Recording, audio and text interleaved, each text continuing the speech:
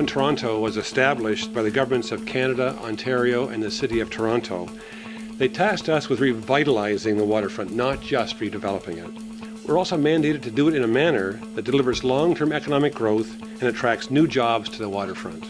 We're also mandated to ensure that the new waterfront communities are showcase communities that attract people from around the world to work, to live, to play, and to learn. Today, we're thrilled to be sharing with you our plans to wire our new waterfront communities with the latest in smart technology infrastructure.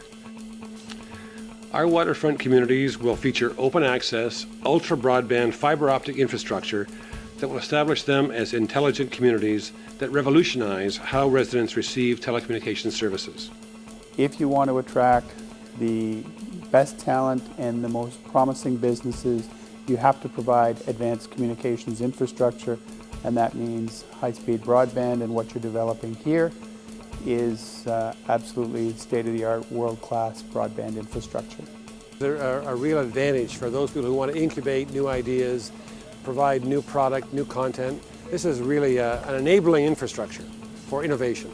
It attracts people to a community that thrives on being able to offer smart environments such as high-speed broadband, but also end users who use the high-speed broadband to do cool things in their communities. It's 5% pipes and 95% content, so really what we're doing is opening up the doors to all this potential content that can come in or be created in the community network.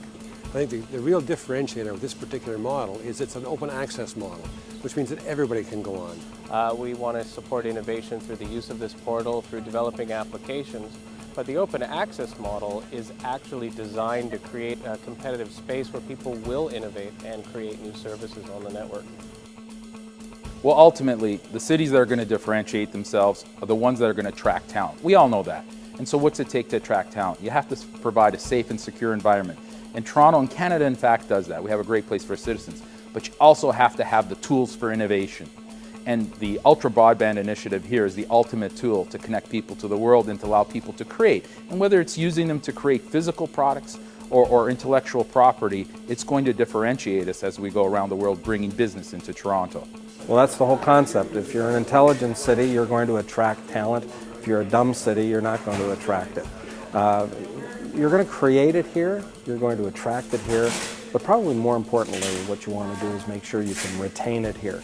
People have feet. They can leave and go anywhere in the world now, and what you want to do is be able to retain them, to be able to thrive in this community and raise their families. The Toronto area has very serious industries that already thrive around high-speed broadband capabilities. For instance, the banking community, the health community, the digital media and animation gaming community, government. The Toronto waterfront is going to thrive in terms of high-speed broadband end users.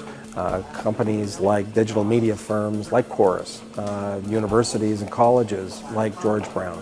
It should be able to make your company more competitive from a creativity perspective in terms of developing new products and services, but also from a cost perspective to take advantage of certain cost reduction initiatives such as cloud computing or other things that will ride on broadband infrastructure. The pipe is no different than water or sewers. You know, at the end of the day, it isn't, from my point of view, it's part of a utility of a city. And if you don't have the right kinds of utilities, everything's going to fall apart for you really fast. So what you want to do is have great infrastructure that has the opportunity to enable lots of things to happen. And high-speed broadband is now an essential utility, no longer just a commodity.